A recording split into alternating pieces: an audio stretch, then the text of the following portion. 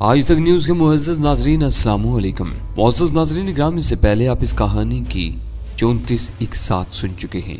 अब किस 35 मुलाहिज़ा फरमाया। वो कोई माफूकुल फितरत हस्ती नहीं है, हम जैसा एक आम इंसान है।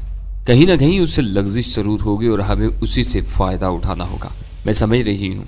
मुस्कुराते हुए बोली, आपको सोचने के लिए तन्हाई की ज़रूरत है और तन्हाई में बोतल आपकी रफ़ीक होती है। आखिर आप ये आदत तर्क क्यों नहीं कर देते?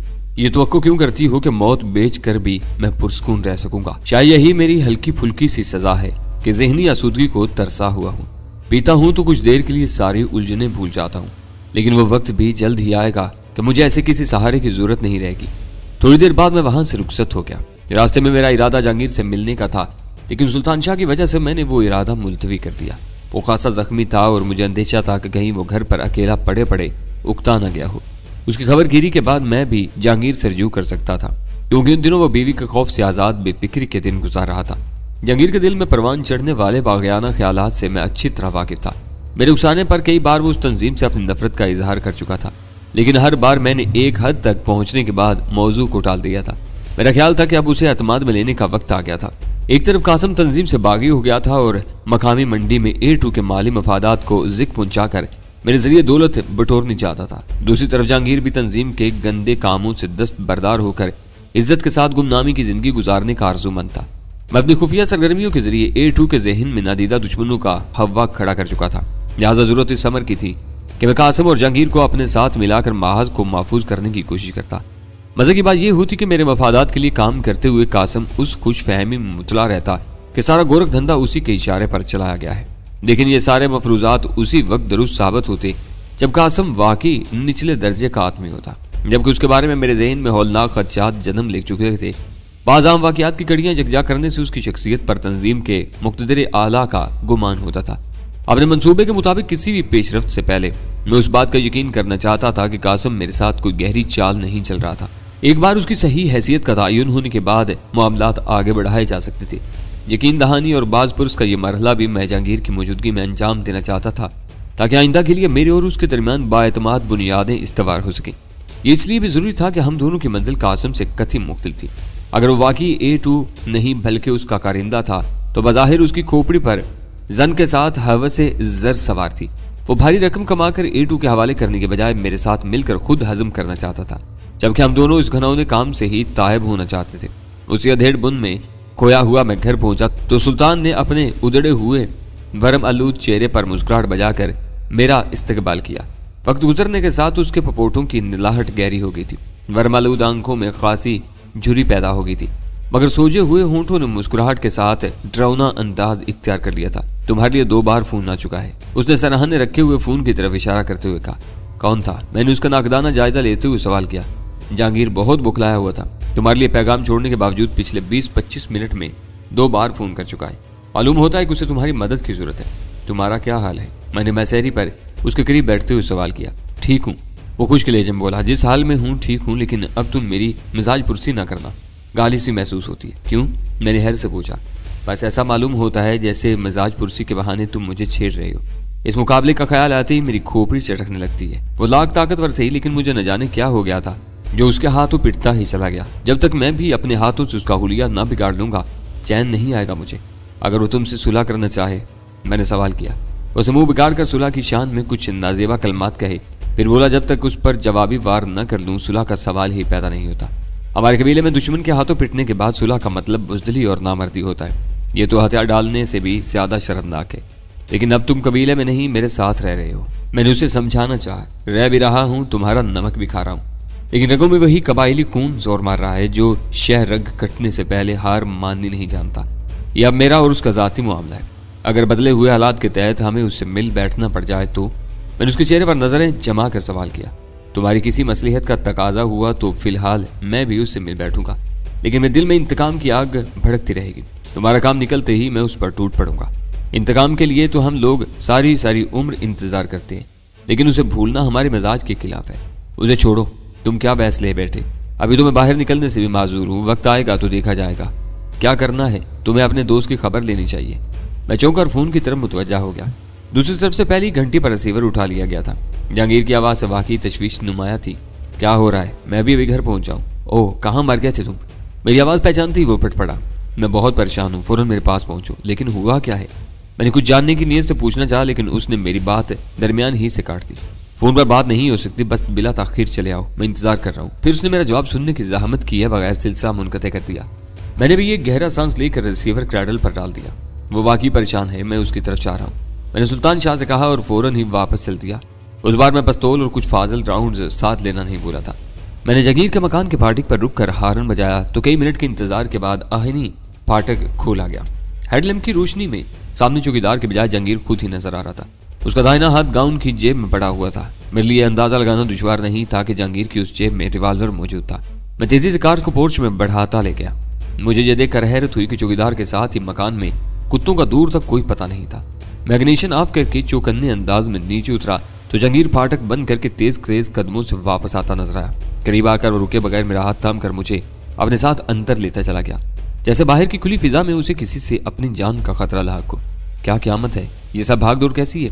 मुझे कुछ तो बताओ। मैंने उसके पूरे इसरार रवैये पर एहतजाज करते हुए उसीले लहजे में कहा।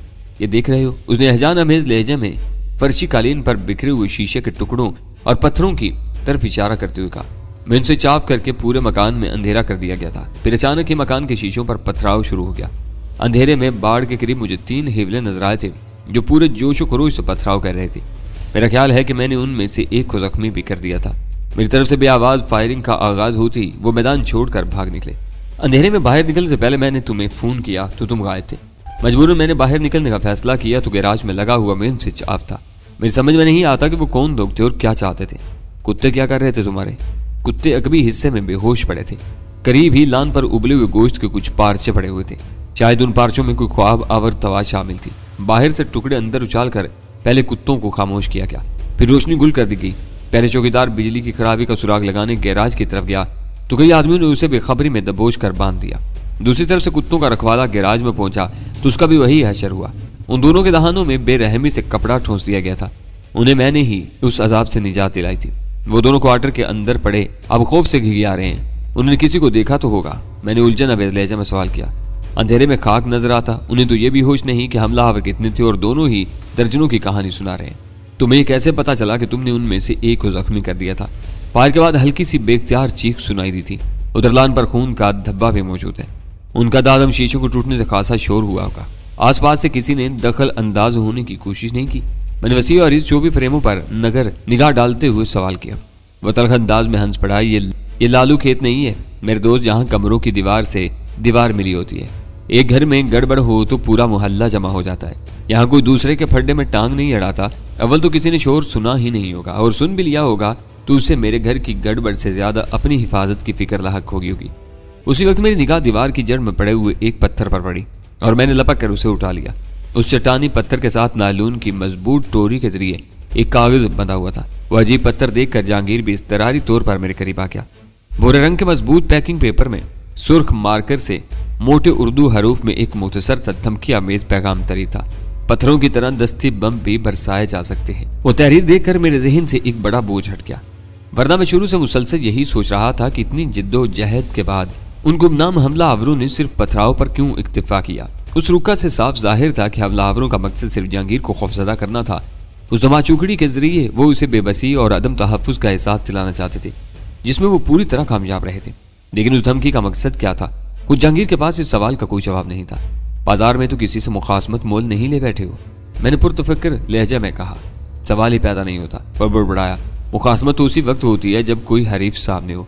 फिर हमलावर तादाद में कई थे। ये तो कोई मुनज़्ज़म साजिश मालूम होती है। तुम ये वाक़या अपनी ज़ात तक ही महदूद रखोगे? मैंने चंद सानियों के तवक्कुफ़ के बाद कहा। क्या मतलब? वो बुरी तरह चौंक पड़ा। तारक का हशर याद है ना? वो इसीलिए मारा गया था कि कुछ लोग उसके पीछे लग गए थे। मुझे सही हालात का तो इल्म नहीं, लेकिन क्यास यही कहता है कि मरने से पहले वो इसी किस्म की सूरत हाल से दो चार था। लेकिन वो लोग बहुत बाखबर हैं। शायद अब वो तिलिस्म भी टूट जाएगा, मैंने कहका मार कर कहा। और वो यूं मुझे घूरने लगा जैसे उससे मेरी जहनी सेहत पर शुबा हो रहा हो। खुलकर बात करो, इस वक्त भी मैं बहुत परेशान हूँ। तैयार हो जाओ, हम इसी वक्त जीवा हाउस चल रहे हैं। तुम्हारी बहुत सी उलझनें रफा हो जाएंगी। ये अचानक जीवा हाउस की क्या सूझ गई तुमको? मेरा पहले से प्रोग्राम था, तुम्हारे साथ पेश आने वाले वाक़े के बाद इसमें ज़्यादा ताख़ीर मुनासिब नहीं होगी। और कौन होगा वहाँ? वो मेरी तरफ से बेअतमादी का शिकार नजर आने लगा था। फिलहाल कोई नहीं, बाद में C1 को बुलाने का इरादा है। मैंने उसकी आंखों में झांकते हुए मुस्कुराकर कहा। और वो दौड़ा चला आएगा। उसने खोखले अंदाज में मेरा मजाक का उड़ाने की कोशिश की। फिर तुमसे वास्ता क्या है उसका? तैयारी करो, फिर खुद ही देख लेना। आज शायद तुम्हारे लिए इंकिशाफात की रात होगी। काफी देर बाद उसे मैं अपनी संजीदगी का यकीन दिला सका और वो लिबास तब्दील करने चला गया। मैंने उसके कैबिनेट से अपना पसंदीदा ब्रांड निकाल कर एक गिलास तैयार किया और अपने जहन में आने वाले लम्हात की मंसूबाबंदी करने लगा। मैंने जो कुछ सोचा हुआ था वो बहुत खतरनाक था, लेकिन ऐसा कोई कदम उठाए बगैर बतेरी गुत्थियां सुलझानी नामुमकिन थी। थोड़ी देर बाद जहांगीर स्याह सूट पहन कर आ गया। उस वक्त तक उसके दोनों मुलाजमीन की हालत कदरे बेहतर हो चुकी थी। जहांगीर ने उन दोनों को हदायत की कि उसकी रवानगी के बाद फाटक बंद करके वो दोनों बाहर ठहरने के बजाय खुद को किसी ऐसे कमरे में महबूस कर लें जिस तक किसी बैरूनी आदमी की रसाई का इम्कान न हो। फिर बाहर बम भी फटने लगे तो वो बाहर निकलने की हमाकत न करें। जहांगीर की वापसी पर वो उसकी कार का हार्न पहचान कर बाहर निकल सकते थे। मैं गैर मुसल्ला हूँ। बाहर निकलकर उसने आहिस्ता से मुझे बखबर किया, मगर मैं खामोश रहा। अगर मैं कासिम को जीवा हाउस के बजाय कहीं और तलब करता तो वो तनहा हरगिज़ ना था, बल्कि उसके आदमी मुनासिब फासले से उसकी हिफाजत करते रहते, जबकि जीवा हाउस आने के लिए उसे ऐसे किसी इंतजाम की जरूरत न होती। उस संगीन और महफूज इमारत में उसे मैं बासानी अपनी मर्जी पर चला सकता था। कम अज कम अपना प्रोग्राम तो बता दो मुझे। तवील खामोशी के बाद जहांगीर ने खुशामदाना लहजे में कहा, शायद तुम्हें इल्म ना हो कि तारिक का कत्ल सीवन के हाथों हुआ था। मैंने संजीदगी के साथ कहा, तुम्हारे मामले में अगर कुछ होने वाला है तो वह जरूर बाखबर होगा। लेकिन तुम तो मेरे मातहत हो, तुम्हें ये कैसे मालूम हुआ? मेरे लिए तो तारिक की मौत आज भी एक मुअम्मा बनी हुई है।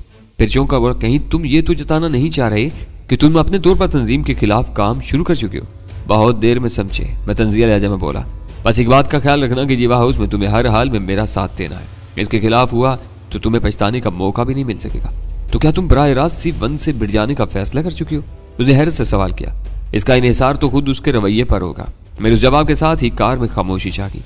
थोड़ी देर बाद मैंने कार जीवा हाउस के फाटक पर रोक दी। वह वसी और अरीज इमारत मुकम्मल तारीकी में डूबी हुई थी। दूर से ऐसा महसूस होता था जैसे वहां बरसों से वीरानी का राज हो, लेकिन मखसूस अंदाज में हारन बजाने के चंद लम्हों बाद फाटक खुल गया। अंदर छाए हुए घूर अंधेरे में कार की पार्किंग लाइट्स की रोशनी भी खासी तेज महसूस हो रही थी। उस रोशनी के निकास में मैंने तारीक बरामदे में दो क्रांडियल सायों को सतूनों की ओट में सरकते देखा। हम दोनों गाड़ी से उतरे तो जीवा हाउस के सफाक मुहाफिज हमें पहचान कर सामने आ गए। थोड़ी देर बाद एक मेहमान आएगा, उसकी जामा तलाशी लेकर अंदर पहुंचा देना, मैंने उसे कहा और आगे बढ़ गया। तुम्हें उनको जो कुछ अदायात देनी थी मेरे जरिए देते, उनके नजदीक तुम मेरे मातहत हो। अंदर दाखिल होने के बाद जहांगीर मेरे कान के नीचे मनमनाया, इनके लिए यही काफी है कि तुमने मेरी हदायत से इख्तिलाफ नहीं किया। मैंने रोशनी ऑन करते हुए बेपरवायाना लहजा में कहा और फोन की तरफ बढ़ गया।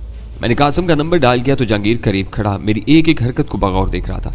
तुम फौरन जीवा हाउस चले आओ। सिलसिला मिलते ही मैंने कहा, जीवा हाउस? उसकी आवाज़ ताहिर रमेश थी। मगर क्यों? कुछ मामला तय करने हैं, मैंने खुश्क लहजे में कहा। इस वक्त मैं ना आ सकूंगा, थका हुआ हूँ। उसका लहजा भी सर्द हो गया। कल किसी वक्त कहीं और रख लो। मैं इस वक्त B4 की हैसियत से तुम्हें हुक्म दे रहा हूँ, आज और इसी वक्त तुम्हें आना है, मैंने गुर्रा कर कहा। मेरे मुंह से B4 का नाम सुनते ही जहांगीर की आंखें हैरत से फैलती चली गईं। ठीक है, मैं 15 मिनट लूंगा। रिसीवर में कासिम का जवाब सुनाई दिया। बस ये याद रखना कि मैं इस वक्त भी जीवा हाउस में तुम्हारा मुंतज़िर हूँ। ये कहकर मैंने सिलसिला मुनक़ते कर दिया। ये तुमने क्या बकवास शुरू कर दी? मेरे फारिग होते जहांगीर बुखलाए हुए लहजे में बोला, मैं तुम्हें जीवा हाउस की छत के नीचे मनमानी की इजाजत नहीं दे सकता। वो यहाँ होने वाली हर बात से बाखबर हो जाता है। माई डियर बेबी जहांगीर, मैंने इसकी थोड़ी छू कर गंभीर संजीदगी के साथ कहा, मैं जो कुछ कह रहा हूँ पूरी जिम्मेदारी के साथ कह रहा हूँ और कर रहा हूँ। इसके लिए मैं तुम्हारी इजाजत का मोहताज नहीं हूँ। इसके हाल में ना रहना। वो उसीले लहजे में बोला, इस छत के नीचे मेरा हुक्म चलता है। मैं तुम्हें किसी फराड की इजाजत हरगिज नहीं दे सकता। उसकी अकल सनक गई थी, लिहाजा मुझे मुसालिहाना रवैया या लहजा इख्तियार करना पड़ा। ये कोई फराड नहीं बल्कि हकीकत है कि मैं ही B4 हूँ और शुरू से अब तक तुम मुझे ही जवाबदेह हो। और मुझे यूं घूरने लगा जैसे मेरे सर पर यक सींग निकल आए हो। फिर बेदबारी से बोला, मैं नहीं मान सकता।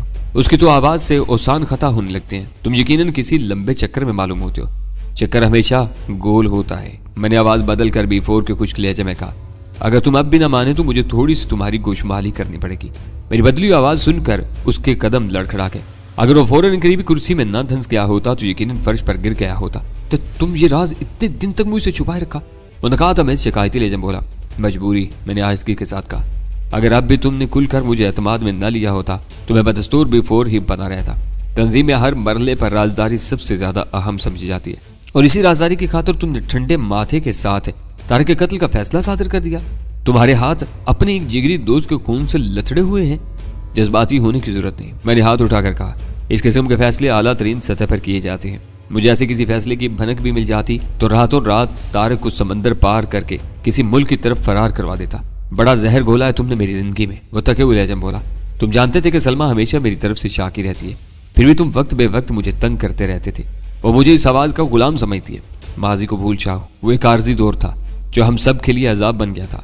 आज से हम एक नए दौर का आगाज कर रहे हैं, लेकिन दूसरों के लिए वही पुराना तिलिस्म बरकरार रहेगा। अब भी यकीन नहीं आता कि तुम ही B4 हो। वो मुसलसल मेरी तरफ देखे जा रहा था। शायद तुम्हें राजा सिकंदर अली का नाम याद हो, पहले वही B4 हुआ करता था। उन दिनों में D1 था और उससे अहकामात लेकर तुम तक पहुंचाया करता था। वो तो शायद कत्ल कर दिया गया था। उसने मेरी बात काट कर कहा। बहुत मुखय्यर और नेक दिल आदमी था। अखबारात ने उसके कत्ल की खबर से हाशियों के साथ छापी थी। वो इसका बहरूप था। राजा सिकंदर अली का असल रूप मौत के सुदागर का था। राजा सिकंदर अली का असल रूप कुछ और था। देखा जाए तो इस शहर में हेरोइन जैसी मोजी और तबाह को नशे को मुतारफ करवाने वाला वही था। उसका मरने के बाद से तुम B4 हो? जंगीर ने सवाल किया। हाँ, और जिसे मैंने यहाँ बुलाया है वो C1 है, तारिक का कातिल। उसका असल नाम कासिम है। वो बेईमान हो गया है, मकामी मार्केट की खपत में खतीर हिस्से के ख्वाब देख रहा है। अच्छा है, वो मेरी बात काट कर बोला। असल बात यह है कि वो भी तंजीम के मफादात के खिलाफ काम करना चाहता है। तंजीम को कमज़ोर करके ही बतदरीज ख़त्म किया जा सकता है और उसके खात्मे के बगैर हमारी गुलखलासी नामुमकिन है। आखिर तुम क्यों कासिम से तसादुम मोल लेने पर तुल गए हो? मैं उसकी तरफ से कुछ शुबहात का शिकार हो गया हूँ। आज वो मामलात है, साफ करना चाहता हूँ। अगर मेरे शुबहात बेबुनियाद हैं तो हम ताउन करेंगे। बस और दीगर आज यही इमारत उसका मदफन बनेगी। मुझे देखकर वो उचट गया तो जहांगीर ने खदशा जाहिर किया। उचटने तो मैंने बेपरवाही से कहा। वो मुझसे मामलात तय करना चाहता है, लेकिन मैंने फैसला कर लिया है कि तुम्हें साथ लिए बगैर आगे नहीं बढ़ूंगा। ऐसे मामलात में एक और एक अमूमन क्यारा होते हैं। उसी में दरवाजे पर दस्तक हुई। फिर कासिम का कहरबार चेहरा सामने आ गया। मुझे देखकर हैरत हुई कि वो चलते हुए लंगड़ा रहा था। उसके पीछे जीवा हाउस का एक मुहाफिज मौजूद था, जो कासिम के अंदर दाखिल होने के बाद दरवाजा बंद करके गालिबन वापस लौट गया था। पहले कासिम की निगाहें मुझसे चार हुई तो वह कहरबार थी। फिर यूं ही उसकी निगाहें जंगीर पर पड़ी। उसका चेहरा यक बयक धुआं हो गया। वो तब्दीली उस कदर नुमाया थी कि मैं चौंके बगैर नहीं रह सका। रुक क्यों गए? चले आओ, यहाँ कोई गैर नहीं है। उसे रुकते देखकर मैंने चुपते हुए लहजे में कहा, आज मेरी तजलील हुई है। वो सोफे की तरफ बढ़ते हुए उसीले लहजे में घुराया। अपने चेहरे पर रूनुमा होने वाले तगय्युर पर वो फौरन ही काबू पा चुका था। क्या गुस्से की शिद्दत से लंगड़ा रहे हो? मैंने तमस्खराना अमेज लहजे में सवाल किया। 2 टके के मुहाफिजों ने तलाशी लेकर मुझे निहत्था किया है। वह सोफे पर बैठते हुए उसीली आवाज में बोला। मैंने एहतजाज करते हुए वापस जाना चाहा तो मुझे गन्नों की जद पर लेकर मुतल्ला किया गया कि जीवा हाउस आने वाला आता अपनी मर्जी से, मगर उसकी वापसी बड़ों के फैसले की ताबे होती है। मेजबानी का आम वह मसूल है, उस पर चिराग पा होने की क्या जरूरत है? मैंने सुलगाने वाले मीठे लहजे में सवाल किया। देख लूंगा, तुम्हें भी देख लूंगा। वो सारी ला कर को रहा। बहुत जल्द मैं भी तुम्हारी मेजबानी करूंगा। तुमने अपनी लंगड़ाहट के इसबाब पर रोशनी नहीं डाली। मैं उसकी झुंझलाहट से लुत्फ अंदोज होने लगा था। मेरे पास वक्त कम है। जिस मकसद से बुलाया बराह रास्त उस पर बात करूँ तो बेहतर है। आज इलेक्शन की और सोसाइटी में तुम ठीक ठाक नजर आ रहे थे। मैं जानना चाहूंगा कि तुम्हारी टांग कैसे खराब हुई, क्योंकि आज शाम ही जहांगीर ने अपने मकान में एक नामालूम हमलावर को जख्मी किया था। तो तुम्हारा ख्याल है कि वो हमलावर मैं ही था? वो अचानक ही हंस पड़ा। उसकी हंसी उस वक्त बेरब्त सी थी। मुझे यूं महसूस हुआ जैसे वो मामले की अहमियत को घटाने की कोशिश कर रहा हो। मैं यकलक संजीदा हो गया। जहांगीर ने हमलावर पर बेआवाज रिवाल्वर से फायर किया था। मैं बजाते खुद तुम्हारा जख्म देखूंगा। अगर यह गोली से आया है तो तुम्हें बहुत सी वजाहतें करनी होगी। किसी और तरह से जख्मी हुए हो तो मुझे उसकी तफसीलात से कोई सरोकार न होगा। वो चंद सानियों तक होंठ पीछे बारी बारी मुझे और जहांगीर को घूरता रहा। फिर सर्द लहजे में बोला, तो क्या इस वक्त मुझे इसी बाजपुरुष के लिए बुलाया गया था? असल बात तो बाद में सामने आएगी। तुम्हारी लंगड़ाहट ने अचानक ही एक नए ख्याल को जन्म दिया है। अब तो इसी के बाद कोई बात हो सकेगी। वो हमला मैंने ही करवाया था। कदर तवक्कुफ के बाद वो बोल पड़ा। ये बदकिस्मती है कि मेरे साथियों का बाल भी बेखा नहीं हुआ, मगर मेरी पिंडली उधड़ गई। लेकिन इस हंगामे का मकसद जहांगीर को कोई नुकसान पहुंचाना नहीं था। वो तो खश्तजनी से साफ जाहिर है। हजारों रुपए के शीशे चिकनाचूर हो गए और धमकी अलग के पत्थरों की जगह घर पर बम भी बरसाए जा सकते हैं। मेरा ख्याल है कि जहांगीर के बारे में मेरी और तुम्हारी सोच एक ही है। हमले के अतराफ के बाद वो पुरसकून हो गया था। कोई इल्हाम हुआ है? जहांगीर की यहाँ मौजूदगी बता रही है कि तुमने उसे एतमाद में लेने का फैसला कर लिया है। मेरा तरीकाकार जरा लंबा था। मैं उसे खौफजदा करके अपने साथ मिलाना चाहता था। उसे तोड़े बगैर हम दोनों की कोई भी हिकमत अमली कामयाब नहीं हो सकती थी। ये तुमने कैसे समझ लिया कि मैं तुम्हारी तजवीज़ कबूल ही कर लूंगा? मैंने सिगरेट सुलगाकर सवाल किया। मैं कोई नया काम तो नहीं करना चाहता। जो कर रहे हो वो ही करते रहोगे। अगर तरीकाकार की ज़रा सी तब्दीली से आमदनी में 10-15 गुना इजाफा हो सकता है तो इससे कौन इनकार कर सकेगा?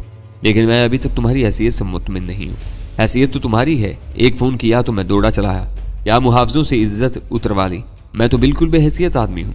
एडिक्शन की और सोसाइटी से तुम्हारा क्या ताल्लुक है? यही सवाल मैं तुमसे भी कर सकता हूँ। उसने अपने लिए सिगरेट सुलगाते हुए मुस्कुरा कर कहा। बशऊर समाजी इदारों से वाबस्तगी मेरे फ़राइज़ का एक हिस्सा है। ऐसे रवावत से अंतर की खबरें मालूम करने में सहूलत रहती है। और शख्सियत पर भी एक खुशनुमा खोल चढ़ जाता है। गुड, वो तहसीन अमेज लहजा में बोला। तुम ईमानदारी पर आमादा हो तो मुझे भी खुले दिल से बात करनी चाहिए। सोसाइटी से मेरा ताल्लुक सिर्फ मजबूरी का है। असल वास्ता मोहसिन से है, वो हीरोइन का बड़ा खरीदार है। खरीदारी के मामला से तुम्हारा क्या वास्ता? मकामी मार्केट से मैं वाकई लाताल्लुक हूँ। मोहसिन बेशतर माल एक्सपोर्ट करता है, थोड़ा बहुत उसके दामाद की इलाजगाह में फरोख्त होता है। चौंको नहीं, अकबर मंशियात फरोश नहीं है। दरअसल हीरोइन के आदि मरीजों का इलाज भी हीरोइन ही है। नपी तुली मकदार की खुराकें बतदरीज खटाई जाती हैं। नशा एकदम बंद कर दो तो मरीज बदतरीन हालात का शिकार हो सकता है। अकबर को सरकारी कोटा बहुत कम मिलता है, ये कमी वो हमारे माल से पूरी करता है। और एशियन सिंडिकेट लिमिटेड से क्या ताल्लुक है तुम्हारा? सीनियर डायरेक्टर हूँ उसका। वो दाहिनी आंख दबाकर बोला। तुमने तो बाकायदा सुराग रसानी कराई है मेरे खिलाफ। इस फर्म की मसरूफियात क्या है? कुछ भी नहीं। 7 बरस से मैं उससे मुंसलिक हूँ, आज तक एक धेले का भी काम नहीं किया। निकल रोड की एक इमारत के एक कमरे में 7 कागजी फर्मों के दफातर हैं। बस हर फर्म की एक मेज और कुर्सी पड़ी हुई है। एशियन सिंडिकेट उन्हीं में से एक है। लिमिटेड फर्म तो इस तरह बरकरार ही नहीं रह सकती। मैंने एतराज किया। तुम्हारे सामने ही है। जेब में पैसा हो तो यहाँ क्या मुमकिन नहीं? फिर सुना है कि फर्म का हेड ऑफिस लाहौर में है। कुछ न कुछ तो होता ही होगा।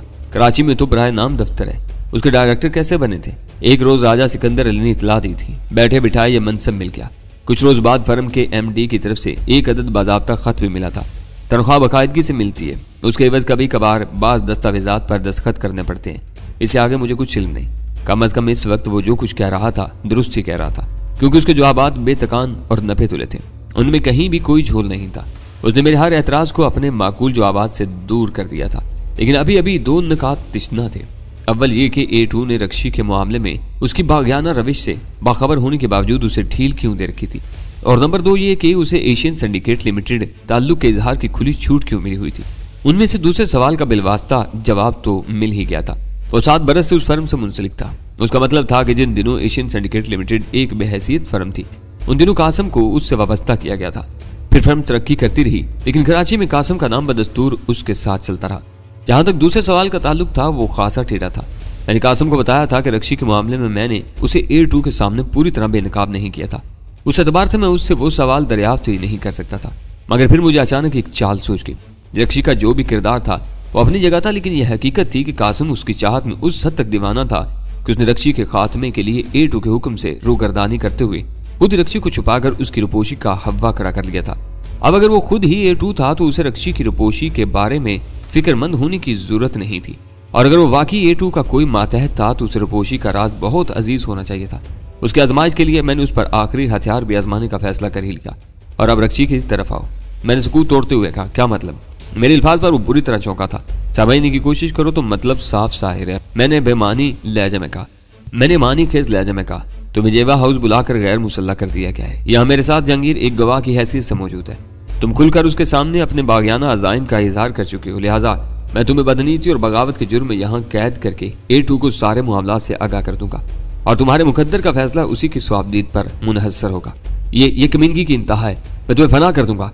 वो गुस्से से कांपता हुआ अपनी जगह से उठ गया, मगर मैंने उसी वक्त अपना पिस्तौल निकालकर उसका सेफ्टी केस हटा दिया। यही नहीं बल्कि रक्षी की नई कमीनगाह भी मेरी नजर में आ चुकी है। मैंने अंधेरे में तीर फेंका। मैं A2 को बता दूंगा कि उसकी मुजरमा अब कहाँ मुकीम है, बाकी मामलात वो खुद निपटाएगा। तो तुम कुत्ते से बदतर हो डैनी, तुमने दगा किया है मेरे साथ। वो गुस्से में आपे से बाहर हुआ जा रहा था। कुत्ते में वफा होती है कासिम डार्लिंग, मैंने उसे सुलगाया। मैं तो अब भी A2 का वफादार हूँ। तुम अपने उस मोहसन से दगा करने पर तुले हुए हो जो बरसों से तुम्हें पाल रहा है। गलती मेरी है, वो बढ़ाई हुई आवाज में बोला। तुम्हारे बारे में अब तक मेरे तमाम अंदाजे गलत साबित होते आए हैं। मैं समझा था कि तुम वाकई किसी मरीज के इलाज के लिए इत्तफाकन एडिक्शन क्योर सोसाइटी आ पहुंचे हो। मुझे जरा भी अंदाजा हो जाता कि तुम मेरी बू पर वहां पहुंचे हो तो उसी वक्त मैं तुम्हारा किस्सा पाक कर देता। अब A2 का कोई हरकारा बेखबरी के आलम में रक्षी का नखरा दबोच लेगा। उसके बुशरे पर नाकाबले बयान गर्भ की लहरें उबर कर मालूम होगी। मुझे पता चल गया था कि तुम अकबर के अस्पताल जाओगे, बस चूक हो गई कि रक्षी को होशियार नहीं किया। जरा सी एहतियात कर लेता तो तुम्हारे फरिश्ते भी उस तक ना पहुंच सकते। फिर वो एकदम भड़क उठा, मगर तुम अब भी उसका कुछ नहीं बिगाड़ सकोगे। मैं दिल में हंस पड़ा। कासिम ने गुस्से और मायूसी के आलम में खुद इंकशाफ कर दिया था कि रक्षी अकबर के अस्पताल में रोपोश थी। उस वक्त मुझे शिद्दत से एहसास हुआ कि दुनिया बहुत मुख्तसर सी जगह है। यह और बात है कि इंसान जिंदगी भर एक गोल दायरे में एक दूसरे के पीछे भागते रहते हैं, लेकिन किसी का सुराग नहीं लगा पाते। हाँ, कोई कहीं थक हार कर सस्ताने बैठ जाए तो बहुत से जाने पहचाने चेहरे नजर आ जाते हैं। मैं उसका कुछ नहीं बिगाड़ना चाहता। मैंने पिस्तौल जेब में रखते हुए पुरस्कून लहजे में कहा, मुझे शुबा था कि कहीं A2 ने तुम्हें मेरी आजमाइश पर ममूर ना किया हो। अब मैं मुतमिन हूँ। वो थके थके अंदाज में सोफे पर गिर गया, मगर मैं अभी तक कुछ नहीं समझ सका। जहांगीर ने उलझन अमेज लहजे में पहली बार जुबान खोली। B4 से तुम मिल चुके हो, मैंने अपने सीने पर हाथ रखकर कहा, और ये C1 है, A2 का खूनखार मातहत। मैंने कासिम की तरफ हाथ उठाकर कहा, तंजीम के लिए कमाते हुए हमने एक उम्र गुजार दी है। अब कासिम का ख्याल है कि हमें अपना मुस्तकबिल भी संवारना चाहिए। इसके लिए हम तीनों को ताउन करना होगा। ठहरो। कासिम ने फिजा में हाथ बुलंद करके मुझे खामोश कर दिया। मैं इसे पूरी बात समझाता हूँ। और 90 तुले अंदाज में जहांगीर को ब्रीफ करने लगा। डैनी और तुम उस कश्ती के सवार हो जिसमें मैं सफर कर रहा हूँ। कासिम 90 तुले लहजे में जहांगीर से कह रहा था। हम सब आज से पहले एक दूसरे के लिए महज कोड वर्ड्स की शिनाख्त रखते थे, लेकिन मुद्दतों बाद यह मरला आया है कि हम एक दूसरे के सामने अपने अपने असल रूप में मौजूद हैं। C1, B4 और D1 के गोरख धंधे हमारे सरबराह ने इसीलिए फैलाए हुए थे कि हम ना एक दूसरे को पहचान सके और ना कभी यकजा हो सके। ये इत्तेफाक है या बदकिस्मती की इन दिनों दरमियानी राब्ते बिखर कर रह गए, और मेरे साथ ही डैनी का भी बराह रास्त A2 से राब्ता है, मगर हमारे लिए उसकी शख्सियत आज भी एक डरावना राज है। हम बरसों से अपनी जान पर खेल कर उस बेनाम असेबी साये के लिए दौलत कमा रहे हैं, मगर हर लम्हे ये खौफ रहता है कि कहीं भी जरा सी लग्जिश हुई तो बसों की खिदमात को यकसर फरामोश करके मौत का हुक्मनामा जारी कर दिया जाएगा। इस शहर में हीरोइन की सारी तिजारत हम तीनों के हाथ में है। डैनी मकामी तंजीम का सरबराह है। मेरे लिए बाज़ अहकामात ऊपर से भी आते हैं, मगर असूली तौर पर मैं डैनी ही के हदायत का ताबे हूँ। तुम माल शहर में फैलाते हो और पैसा जमा करते हो, और तुम भी डैनी ही को जवाबदेह हो। और मेरी एक इजाफी जिम्मेदारी ये है कि तुम दोनों की हिफाजत और निगरानी करता रहूं, और अगर किसी मरहले पर तुम्हारी जात से तंजीम को नाकाबिल तलाफी नुकसान पहुंचने का खतरा लाहक हो तो बराह रास्त सरबराह को खबर देकर हंगामी हदायत हासिल करो। इतनी लंबी तमहीद की जरूरत नहीं। मैंने उसकी बात काट कर कहा, इख्तिसार से काम लो। जहांगीर दूध पीता बच्चा नहीं है। सारे मकामी मामलात पर हम तीनों की गिरफ्त मजबूत है। इन हालात में क्या यह जरूरी है कि हम A2 के लिए माल कमाते कमाते मर जाएं? वो पुरजोर लहजे में बोलते बोलते लहजा भर के लिए ड्रामाई अंदाज में खामोश हुआ, फिर बोलने लगा, क्यों ना हम खुद अपनी खुशहाली पर तवज्जो दें। कम अज कम मुझे तो कोई माली दुश्वारी नहीं है। जहांगीर बोला, मैं तो इस जिंदगी से उकता गया हूँ। किनारा कशी जीते जीना मुमकिन है। कासिम ने गंभीर लहजे में कहा, तंजीम का सरबराह बहुत मोहतात आदमी है। वो कभी कोई खतरा मोल नहीं लेता। उसके फैसले सर्द, गैर जज्बाती और बेरहमाना होते हैं। तुम अंदर के आदमी हो, अलग होना चाहोगे तो तुम्हारी ख्वाहिश से बाखबर होते ही वो तुम्हारी जान के दर पे हो जाएगा। मैंने जहांगीर को आंख से इशारा किया और वो मेरा मुद्दा समझ गया। जान सबको अजीज होती है, यही खौफ तो आज तक उसकी गुलामी पर मजबूर करता रहा है, लेकिन अब हम उसके गुलाम नहीं रहेंगे। कासिम पूरी शद्दोमत के साथ अपने मुवक्किफ की हमायत में दलाइल दे रहा था। मेरी तजवीज़ यही है कि उसे अंधेरे में रखकर हम अपना माल आगे बढ़ाएं। जब यही धंधा करना है तो उसके लिए क्यों, अपने लिए क्यों न किया जाए। अपनी आमदनी में कटौती वो ज्यादा दिन तक बर्दाश्त नहीं करेगा। जहांगीर ने मुंह बनाकर कहा, इसके लिए फिजा साजगार है। नजार खान और ताज़ा गुल का किस्सा अभी ताज़ा है। उसे डैनी बावर करवाता रहेगा कि हैरतनाक सुरात के साथ छोटे सप्लायर की तादाद बड़ी है। शुमाली सरहदों से थोड़ी मिकदार में माल लाने वालों की तादाद बढ़ जाए तो तुम कितनों को मारोगे। शहर में कत्लेआम तो करने से रहे, और वो डैनी की बातों पर ईमान लाकर घर बैठा रहेगा। उसे शहर की खबरें नहीं मिलेंगी। वो लाहौर में रहता है, ज्यादा से ज्यादा मुझसे रिपोर्ट तलब करेगा और मेरी रिपोर्ट डैनी की कहानी की लफ्ज ब लफ्ज तायद करेगी। इतनी बड़ी मंडी वो यूं आसानी से नहीं छोड़ेगा। जहांगीर ने उसके इस्तेदाल का असर कबूल किए बगैर मायूसाना लहजे में कहा, वो लाहौर में रहता हो या पेशावर में, लेकिन यह बात सब जानते हैं कि माल की खपत के एतबार से कराची सबसे बड़ी मंडी है। चंद सानियों के लिए खामोशी छा गई। मैंने सिगरेट सुलगाते हुए सोचा कि कासिम की तैयारी बहुत भरपूर थी।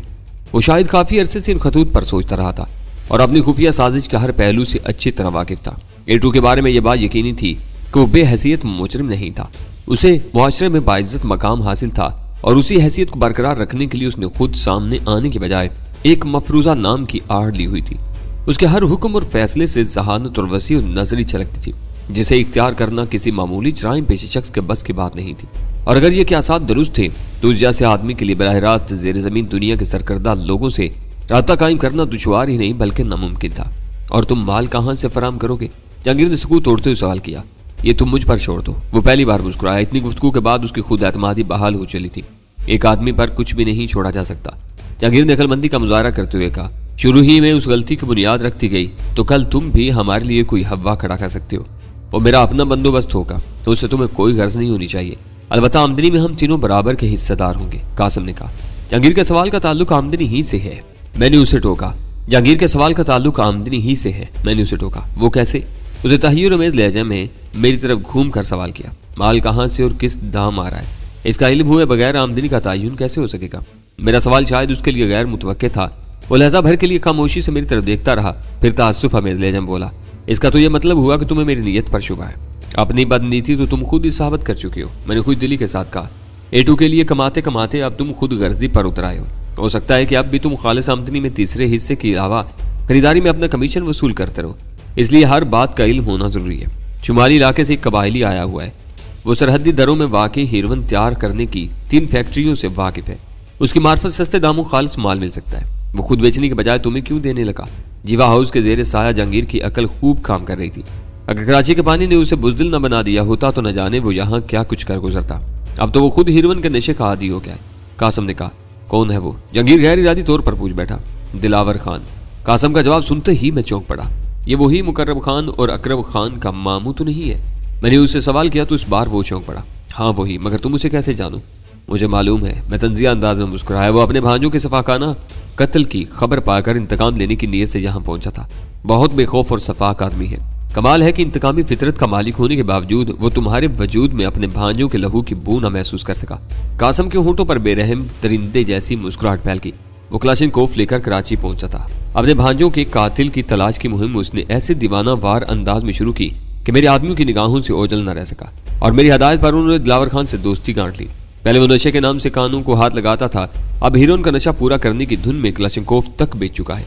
अब अगर मैं उसके सामने एतराफ भी कर लूं कि अकरब खान और मुकर्रब का कातिल मैं हूं, तो मुझ पर हथियार तो कुजा हाथ तक न उठा सकेगा, क्योंकि मैं उसका मोहसिन हूं। न सिर्फ उसके नशे की जरूरत पूरी करता हूं, बल्कि उसे कराची जैसे शहर में सर छुपाने का ठिकाना भी फराहम किया हुआ है। वो खुद नशे का आदी हो गया है तो तुम्हारी क्या मदद कर सकेगा? जहांगीर ने सवाल किया।